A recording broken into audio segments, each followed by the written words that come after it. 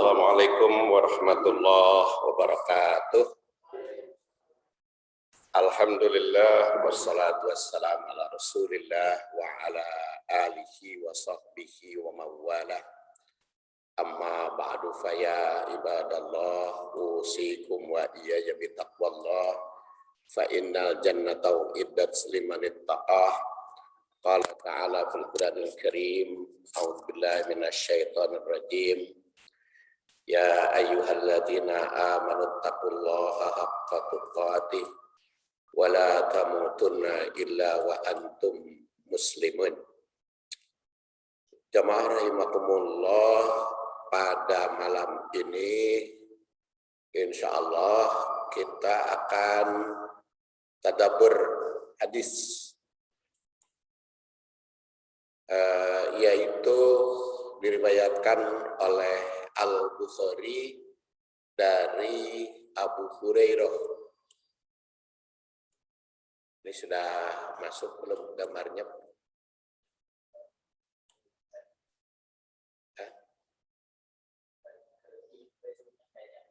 Oh, ke zoom-nya belum?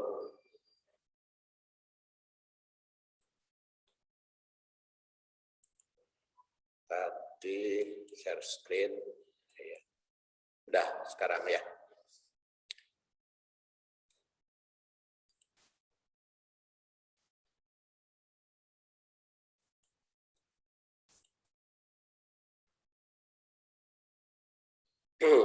Hadis dari Abu Hurairah diriwayatkan oleh Al-Bukhari. Haddasana Ahmad bin Saleh, haddasana Ibnu atau bin Wahbin, qala akhbaroni Yunus an Ibni Syihab, qala sami'tu Aba Salamah bin Abdurrahman wa Ibnul Musayyab yaqulan, qala Abu Hurairah radhiyallahu anhu, inna nabiyya sallallahu alaihi wasallam qala la yazni zani hina yazni wa huwa mu'min wala yashrabul khamra hina yashrabuha wa huwa mu'min wala yasrikus sarik hina yasriku wa huwa mu'min. Kata Abu Hurairah, sesungguhnya Nabi SAW bersabda, la yazni zani hina yazni. Orang berzina itu tidak akan berzina, atau tidak ada yang berzina. Yang zina itu inayat ini ketika zina wa mukmin, padahal dia mukmin. Wala yashrab, dan tidak akan minum khamar, al-khamra khamar. Inayasrabuha, ketika minumnya wa huwa mukmin, padahal dia mukmin. Wala yasrikus sarik, dan tidak akan mencuri. Yang mencuri inayasriku ketika musyrik, ketika mencuri wa huwa mukmin, padahal dia mukmin. Dan selanjutnya ini apa sanadnya yang lain ya. Nah, ringkas saja.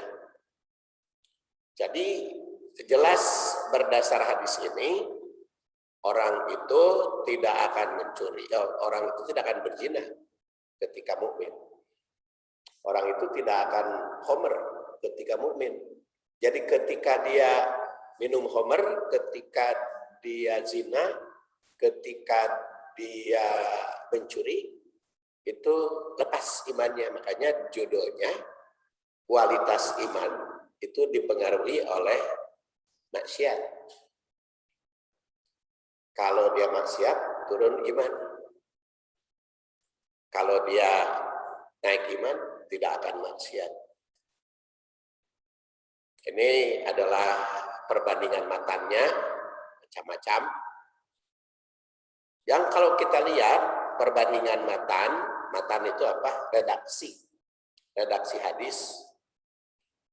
Sebagaimana tabel, terdapat perbedaan pengunci hadis. Menurut riwayat Ahmad, Muslim, dan Abi Dawud, pengunci hadis itu ada tambahan wat taubatu ma'rudatun ba'du. Tapi kalau At-Tirmidzi walakinna taubah makrudah. Jadi kalau Kalau di dalam riwayat Bukhari maka nggak ada itu kalimat wa taubah ma'rudah. Tapi kalau di dalam riwayat Ahmad seperti ini, yaitu di dalam kitabnya di sekian halaman 369. Kemudian di dalam riwayat Muslim ada wat taubatu ma'rudah ba'du. Kemudian riwayat Abu Daud wat taubatu ma'rudah ba'du. Sedangkan dalam riwayat Tirmidzi ada walakinnat taubah ma'rudah. Kemudian di dalam riwayat Ibnu Majah tidak ada. Kemudian di dalam riwayat An-Nasa'i. Ini saya kutip Kutubus Sab'ah, 7 kitab. 7 kitab. Kalau yang dikenal 6 kitab. Bukhari, Muslim, Abu Daud, Tirmidzi, Nasa'i, dan Ibnu Majah. Dari 6 penyusun kitab itu namanya Muhammad 3 orang.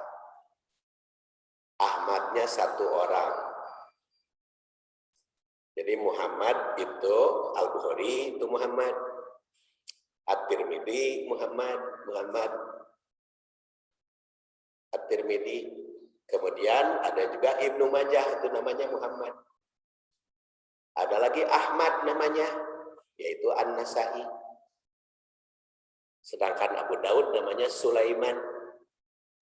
Dan Muslim nama asli. Kalau Ahmad juga nama asli ya. Itu perbandingan matan. Jadi jelas ada perbedaan redaksi. At-taubah ma'rudatun ba'du, ada juga walakin at-taubah ma'rudah. Tapi kalau kita lihat di dalam kitab Jami' mah kumpulan hadis biasanya ngambilnya 1 redaksi aja. Disebut riwayat Ahmad, Bukhari, Muslim, Abu Daud, Tirmidzi, Nasa'i, Ibnu Majah.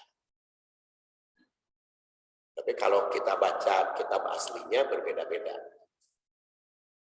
Hal semacam ini bisa terjadi. Kenapa? Mungkin Rasul mencapaikan sabdanya berulang. Jadi ketika bersabda begini redaksinya, ketika sabda yang lain redaksinya berbeda.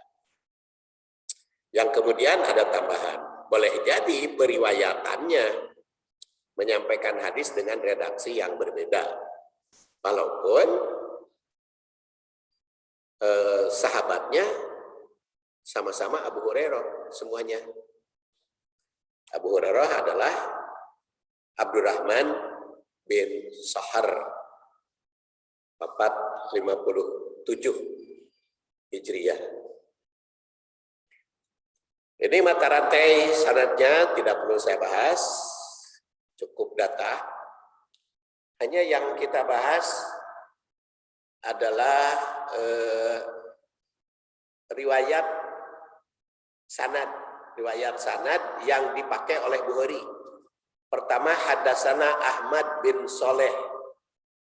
Kata Imam Bukhari yang lahir tahun 194, wafat 256, jadi usianya 62 tahun kalau Imam Bukhari. Yang paling pendek usianya ahli hadis dalam kutubus sittah Muslim. Muslim itu cuma 55 tahun. Ada juga yang mata 57.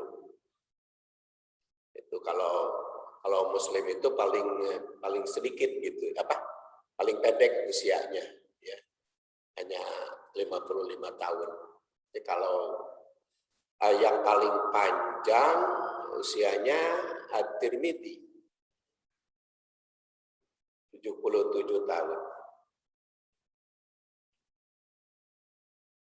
Kemudian di sini dikatakan kata Imam Bukhari bahwa beliau menerima hadis langsung dari gurunya bernama Ahmad bin Soleh. Ibnu Soleh ini merupakan tabi atba. kalangan senior. Kan mata rantai hadis itu sahabat, tabi'in, atba tabi'in, tabi'ul atba. Jadi 4 sahabat, tabi'in, atba tabi'in, tabi'ul atba. Tapi kan di kita mah biasanya tabi'in. Tabi'in. Padahal sebetulnya kalau di dalam ulumul hadis, sahabat, tabi'in, atba tabi'in, tabi'ul atba. 4. Ya. Imam Bukhari itu tabi'ul atba. Dan gurunya juga tabi'ul atba. Hanya usia berbeda. Yang Ibnu Sholeh ini tabi'ul atba, kalangan senior, dijuluki Abu Ja'far karena dia punya anak Ja'far. Lama hidup di Maru, wafat 248 Hijriah. Jadi ketemu dengan Imam Bukhari karena Imam Bukhari kan 256 Hijriah wafatnya. Imam Bukhari meriwayatkan hadis melalui jalur beliau sebanyak 32 hadis. Oleh karena itu Ahmad bin Sholeh itu diakui kesahihannya. Kemudian Ahmad bin Sholeh menerima hadis dari Ibnu Wahab. Jadi Ahmad bin Sholeh dari Ibnu Wahab. Jadi Imam Bukhari nama nggak ketemu dengan Ibnu Wahab. Ibnu Wahab yang ketemu Ahmad bin Sholeh yang ketemu Ibnu Wahab. Beliau bernama Abdullah bin Wahab bin Muslim, merupakan atba tabi'in. Kalangan biasa dijuluki Abu Muhammad, hidup di Maru, wafat 197. Al-Bukhari meriwayatkan hadis melalui jalur beliau 136. Kemudian Ahbaroni Yunus mengabarkan padaku Yunus, beliau punya ayah bernama Yazid dan punya anak bernama Zaid, maka dijuluki Abu Zaid. Hidup di Syam, termasuk tabi'in senior, wafat 159 Hijriah. Al-Bukhari meriwayatkan 254. An Ibnu Syihab, bernama Muhammad bin Muslim bin Ubaidillah bin Abdullah bin Syihab, termasuk atba tabi'in pertengahan yang dijuluki Abu Bakar bin Syihab. Hidup di Madinah, wafat 124. Al-Bukhari meriwayatkan 1181. Dan dari Abu Salamah bin Abdurrahman. Beliau wafat tahun 94 dan Bukhari 286. Nah, beliau menerima hadis dari Abu Hurairah. Sekarang tashih hadis. Penilaian kritikus hadis. Seperti dikutip dalam tabel sanad dan matan di atas, hadis ini diriwayatkan oleh para muhadis yang diakui keabsahannya, utamanya Al-Bukhari dan Muslim. Jika diriwayatkan oleh kedua ulama, maka dikenal dengan muttafaq alaih. Jadi kalau muttafaq alaih itu hadis diriwayatkan oleh Bukhari dan Muslim. Tapi ada juga yang mengatakan muttafaq alaih itu 3, Ahmad, Bukhari, dan Muslim. Jadi karena sudah disepakati muttafaq alaih, maka hadis ini sahih. Ada perbedaan di kalangan ulama tentang istilah muttafaq alaih. Yang pertama, muttafaq alaih itu adalah hadis yang diriwayatkan oleh Bukhari dan Muslim. Yang kedua, yang diriwayatkan oleh Ahmad, Bukhari, dan Muslim. Nah, semua hadis yang sahihnya disepakati ulama termasuk muttafaq alaih. Ada juga yang mengerti begitu. Hadis ini ditinjau dari sudut cerita tersebut, kriteria tersebut, maka masuk pada kategori muttafaq alaih. Baik yang berpendapat Ahmad, Bukhari, Muslim maupun yang mengatakan Bukhari, Muslim muttafaq alaih itu, walaupun yang diriwayatkan oleh seluruh ahli hadis. Karena kutubus sittah meriwayatkan. Bahkan hadis ini bisa disebut rawahul jamaah. Karena diriwayatkan oleh Ahmad dan penyusun kutubus sittah. Sehingga yang saya kutip di sini tujuh penyusun kitab. Pengertian istilah yang digunakan para muhadis itu bisa dilihat dalam Nailul Autar. Sekarang kuantitas dan kualitas hadis. Kuantitas rawi hadis, tabi'in yang meriwayatkan hadis ini banyak. Antara lain Dakwan, Abu Bakar bin Abdurrahman bin Haris. Sedangkan tingkatan selanjutnya cukup beragam. Karena ada Al-Qoqo, ada Al-A'mas, ada Al-Musayyab, ada Du Sulaiman. Namun semua menggunakan jalur sahabat yang bernama Abu Hurairah. Maka termasuk hadis ahad, bukan hadis mutawatir. Apa bedanya mutawatir dengan ahad? Kalau mutawatir mah diriwayatkan oleh orang banyak kepada orang banyak, disebarluaskan oleh orang banyak. Itu mutawatir. Kalau ini mah orang banyak yang meriwayatkan hadisnya, tetapi dari satu orang, yaitu dari Abu Hurairah. Jadi sahabatnya hanya satu, Abu Hurairah, makanya tidak disebut mutawatir, itu kuantitas. Sedangkan kualitasnya, hadis ini adalah hadis sahih, makbul. Makbul itu diterima, diamalkan. Makbul diterima, makmul diamalkan. Walau mesti dikaitkan dengan hadis lain. Makanya kita lihat tarikhnya, tarikh hadis. Secara historis terdapat perbandingan makna hadis yang bisa dipahami secara mukhtalif dengan hadis yang diriwayatkan dari Abu Dar yang wafat tahun 32 Hijriah. Rasul itu bersabda, atani atin min rabbi fa akhbaroni au qala basyaroni annahu man mata min ummati la yusriku billahi syai'an dakhalal jannah. Qultu wa in zana wa in saraqa qala wa in zana wa in saraqa. Kata Rasulullah, diriwayatkan dari Abu Dar, sahabat yang wafat tahun 32 Hijriah, saya kedatangan seseorang utusan dari Tuhan, dari Allah. Dia memberitahu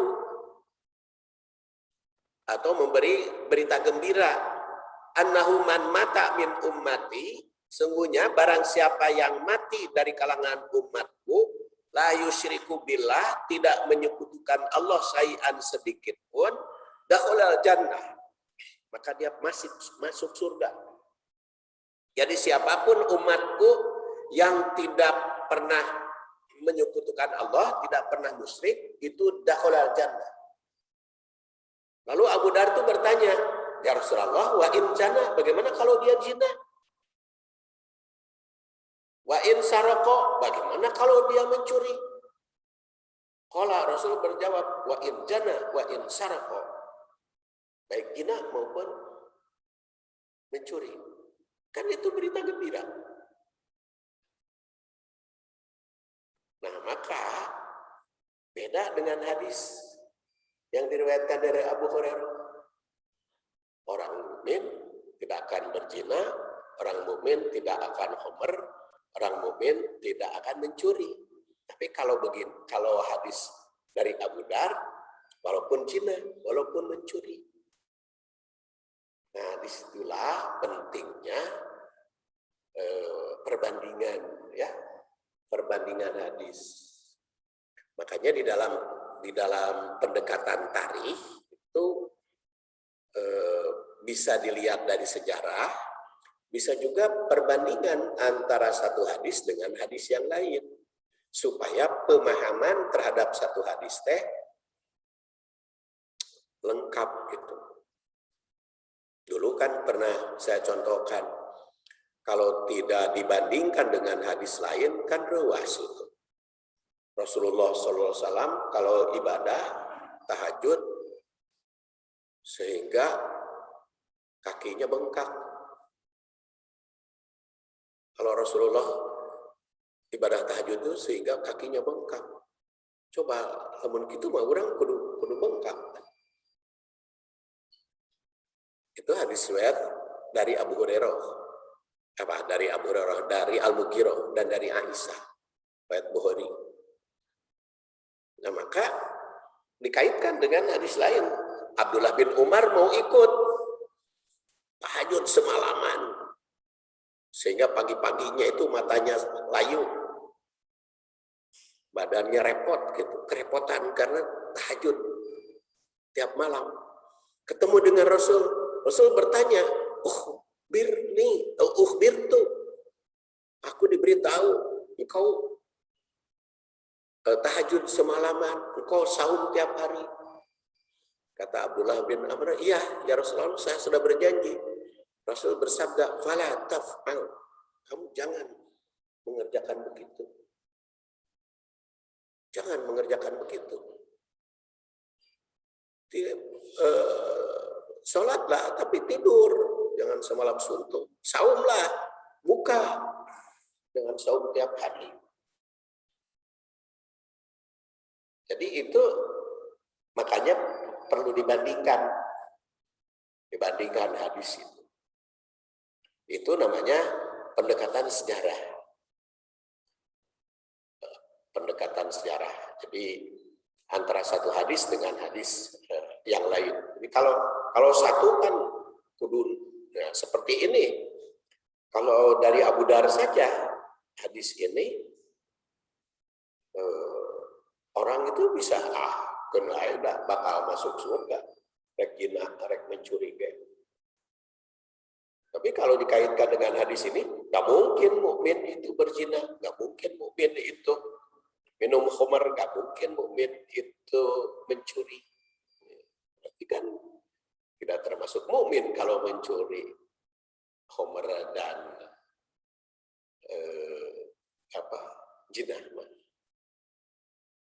Nah, itu namanya mukhtaliful hadis. Metode perbandingan antara satu hadis dengan hadis yang lain itu dikembangkan oleh Imam Syafi'i yang lahir tahun 150, wafat tahun 205, di arah 205. 204 ya, 54 tahun, saya mengatakan 205, 55 tahun Imam Syafi'i. Dan terus dikembangkan oleh Ibnu Hajar Al-Asqalani yang wafat tahun 852. Jadi yang menandaskan tidak termasuk mukmin orang yang zina, minum khamar dan mencuri, sedangkan Abu Dar menyatakan asalkan tidak musyrik pasti masuk surga. Dengan demikian hadis dari Abu Dar itu merupakan tafsir berita gembira asalkan tidak musyrik, sedangkan hadis Abu Hurairah ini sebagai ancaman bahwa zina, mencuri dan minum khamar itu melepaskan iman. Oleh karena itu, iman bukan hanya harus bebas dari syirik, tapi juga harus jauh dari zina, khamar dan mencuri. Nah, Abu Dar menyebut wa in jana wa in saroko karena beliau ingat akan hadis yang menyatakan bahwa mukmin tidak mungkin zina, tidak mungkin mencuri. Kata Ibnu Hajar yang wafat 852 Hijriah itu sebagai ungkapan dosa kepada Allah Subhanahu wa taala ke sesama manusia. Maka Rasul menjawab demikian. Jadi Kalau dia tidak musyrik, walaupun zina, walaupun mencuri, masuk surga. Itu sebagai tafsirnya. Sedangkan hadis ini mas sebagai peringatan. Kalau ingin benar-benar iman, jangan berzina, jangan mencuri, jangan minum khamr. Nah, posisi kita itu dari dua hadis yang kita sampaikan, kita itu ada yang namanya dalam mensikapi itu. Ya, posisi kita kalau kita tidak berzina, tidak mencuri, tidak minum khamr, mukmin. Posisi kita sebagai mukmin. Tapi kalau kita masih melakukan zina, khamr, dan mencuri, maka itu lepas iman ketika berbuat itu. Jadi idealnya tidak boleh mencuri, tidak boleh berzina, dan tidak boleh minum khamr. Supaya kita dalam keadaan mukmin. Karena kalau kita masih melakukan kualitas nanti, makanya kalau digabung kualitas iman itu terus naik. Ketika berzina lepas kan imannya, ketika dia khamr lepas imannya. Kumalamun maut keur berzina kan kerlepas iman. makanya kita la tamutunna illa wa antum muslimun. Terus kemudian kita itu meninggal gitu. Jadi kaitannya dengan yang disampaikan tadi hadis yang lain dikatakan bahwa selama kita tidak muslim kita masuk surga. Ya. Duka teh masuk surga nate langsung atau neraka heula. Proses. Terus kumaha? Tobat, kan tobatnya ada 5 syarat tobat. 5 syarat tobat yang diterima. Pertama, nyesal dzakarullah fastaghfaru lidzunubihim. Kedua, wastaghfaru mohon ampun. Kemudian walam yusiru tidak mengulangi. Kemudian mengganti perbuatan buruk, menghentikan dan yang kelima adalah mengganti perbuatan buruk dengan perbuatan baik. Ya harus 5, itu namanya taubatan nasuha. Nasuha itu kan nasihat, taubat nasihat. Makanya kata Umar bin Khattab, tubu ilallah taubatan nasuha. Apa itu taubatan nasuha? Yaitu ida adnaba payatub walayaun. Dia bertobat, dia berbuat dosa, kemudian tobat dan tidak mengulangi. Jadi apakah tobat saya ini diterima atau tidak ya yang lalu? Bisa dinilai oleh kita. Kalau kita melakukan lagi berarti belum diterima. Tapi kalau sudah berhenti, itu diterima kalau kita sudah berhenti sama sekali. Tobat itu tak mungkin hari zina mukmin itu jauh gitu ya, atau khamr gitu, narkoba mana itu. Tapi kalau urusan mencuri kan banyak, mencuri itu karasa.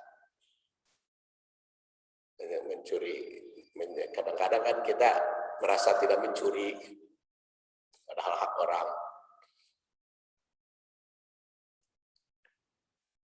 Bisa juga dipahami bahwa mukmin yang terlanjur maksiat itu mesti taubat.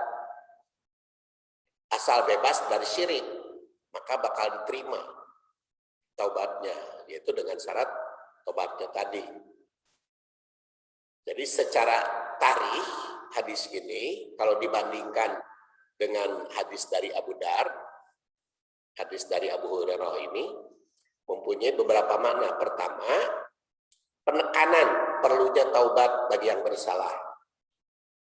Kedua, harus waspada atas dosa. Karena bisa menggugurkan iman. Ketiga, jangan menganggap sepele atas dosa yang diperbuat. Jangan dianggap sepele, ada kan bae rek masuk surga ieu. Jangan dianggap sepele atas perbuatan dosa. Itu tarikh.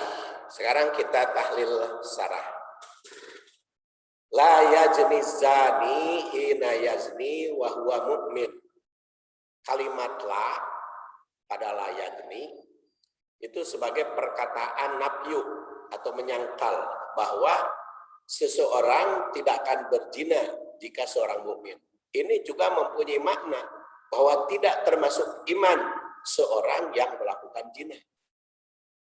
Ibnu Umar, bernama Abdullah bin Umar, pernah ditanya tentang makna hadis ini. Maka beliau menafsirkannya bahwa orang mukmin itu tidak akan melakukan zina. Tidak akan melakukan khamr. Tidak akan mencuri. Sebagian ulama menafsirkan bahwa orang mukmin itu mustahil melakukan maksiat selama imannya masih ada. Jadi kalau dia melakukannya, maka lepas iman. Perkataan hina yazni wa huwa mu'min, waktu zina pada orang mukmin, tegasnya tidak mungkin zina berlangsung ketika dia seorang mukmin.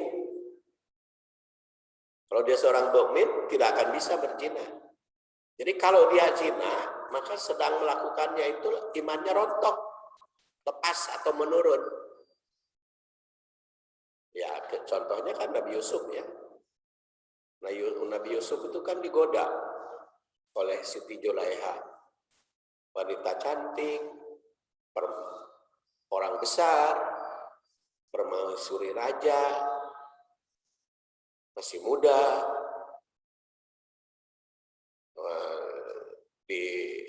di rumahnya cuma berdua, karena kan semuanya sudah keluar, sedang keluar itu rajanya, sedang ada upacara. Sengaja itu si istrinya tidak ikut kan, berdua aja dengan Yusuf, digoda. Dalam surat Yusuf kan dikatakan hamma biha wa hammat bihi. Dua-duanya tertarik. Julaiha itu tertarik, tergoda. Yusuf juga tertarik. Tapi dia tidak melakukan. Karena apa? Iman. Makanya untuk menjauhi maksiat itu, iman itu harus selalu dipelihara. Jadi makanya ditafsirkan oleh para ulama tadi, kalau dia tetap iman tuh nggak mungkin berzina. Ya, jadi iman itu pengawas, melekat. Sedangkan yang melakukan zina, hukumannya kan dunia akhirat. Kalau di sini mah ada hukuman duniawi gitu ya.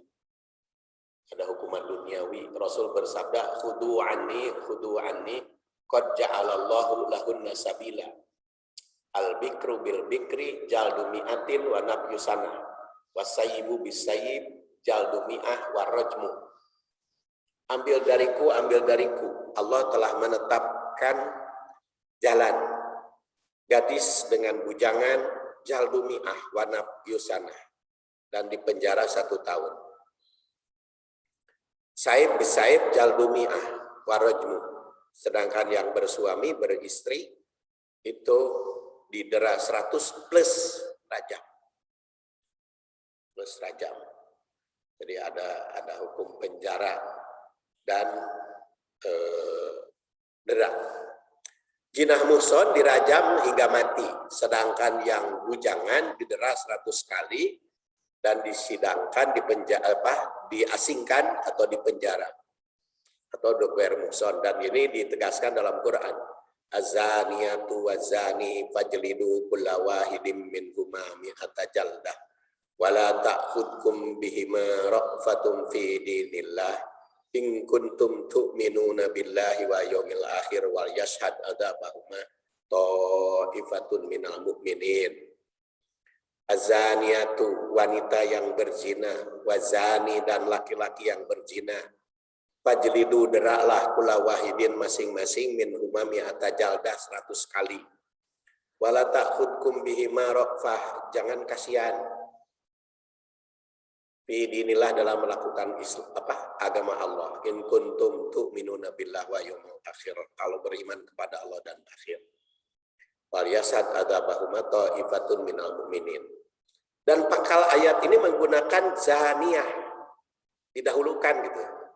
Azaniyatu wazani. Jadi wanita heula urusan zina mah disebut teh. Beda dengan pencuri, asariku wasarikotu. Pencuri, laki-laki mencuri, laki-laki perempuan yang mencuri. Kalau yang berzina mah perempuan dulu disebut. Apa itu? Kaum wanita harus menjadi pendidik utama dalam menjauhi zina. Salah satu maknanya. Kaum wanita banyak potensi untuk menggoda pria. Jadi wanita itu menggoda. Kan dalam hadis lain, ida akbalat syaiton, wa ida adbarot syaiton. Makanya ditutup wanita mengaku Islam sebab menggoda. Belakang kemarin ya studi departemen pendidikan itu. Kalau di yang menyetujui dan tidak komplain, itu tidak diingatkan banyak itu. Ceritanya dosen yang kasusnya seperti itu gitu, di dunia pendidikan itu ya, banyak yang mahasiswanya ada pelecehan di situ gitu. Nah, dan bisa yang ditekan itu memang perempuannya. Kalau dia tidak komplain, tidak diteruskan sidangannya gitu. Ya karena dianggap orang-orang tetep, jadi yang namanya zina itu baru dihukum kalau ada yang tidak mau. Kalau dua-duanya mau, jadi itu dihukum. Jadi kan itu melegalkan zina.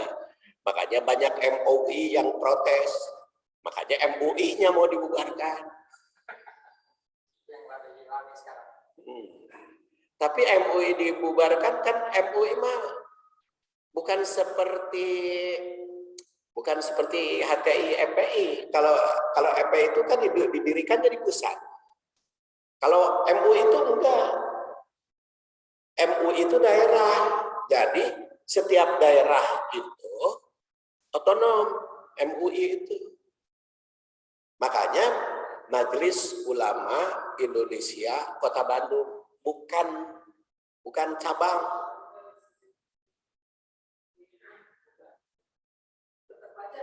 Ada aja tetap. Jadi umpamanya di Jakartanya dibubar, itu kan MUI Jakarta yang bubar. Bandung kan enggak. Kan yang pertama kali berdiri itu di Bandung, MUI itu. Zamannya Pak Mutakin. Ya terus akhirnya berdiri Jakarta, Hamka.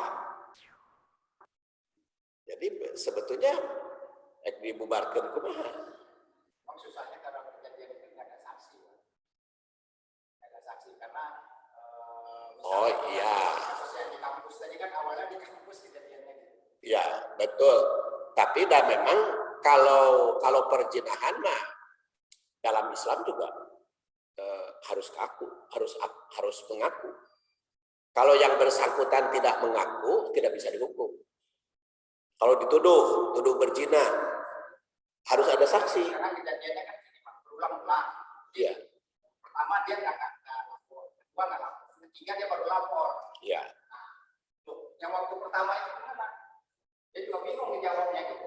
Iya. Jadi memang hukuman zina itu di dalam Islam juga yang bersangkutan harus mengakui. Jadi kalau dia tidak mengakui harus ada saksi. Kalau tidak 4 orang lagi. Kalau tidak ada saksi, tidak mengakui, tidak bisa. Urusannya di akhirat saja. Ya, urusannya di akhirat. Jadi jika kaum wanita menghindari zina, maka kaum pria itu akan terhindar. Apalagi kan sekarang jumlah pria lebih banyak daripada wanita. Masih sampai sekarang masih pria itu 50,3% dan perempuan itu 49,7%. Jadi masih banyak pria sekarang. Makanya banyak perzinahan itu akibat wanita. Ayat ini menggariskan bahwa yang berzina itu baik laki-laki maupun wanita mesti dihukum. Dan itu hukumannya jelas, la ta'khud kum bihima ra'fatun fi dinillah. Ini in kuntum tu'minuna billah wa yaumil akhir. Jadi mengisyaratkan jika mukmin akan mampu menjauhi zina dan siap menegakkan hukum.